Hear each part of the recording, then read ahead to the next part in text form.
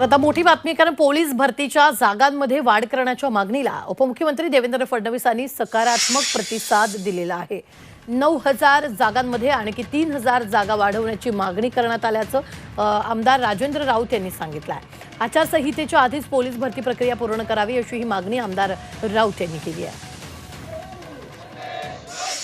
देवेंद्र फडणवीस साहेबांचा त्याला होकारात्मक प्रतिसाद मिळाला आणि विद्यार्थ्यांचं जे 9,000 पोलीस भरती करण्याचा त्यांनी शब्द दिलेला होता, त्यामध्ये आणखीन 3,000 वाढ करावी अशी पोलीस प्रशिक्षणार्थी विद्यार्थी आहेत त्यांची मागणी होती। त्यांना आम्ही सगळ्या विद्यार्थ्यांनी बसून त्यांना एक मेसेज टाकला, त्याच्यावरती त्यांनी ओके म्हणून रिप्लाय दिलेला आहे। त्याचबरोबर गेल्या वेळेस पुन्हा वय मर्यादा वाढवण्याकरता मी प्रयत्न केला होता, त्याला यश आलं होतं आणि रात्रीही तीच मागणी आम्ही मेसेजच्या माध्यमातून केलेली आहे।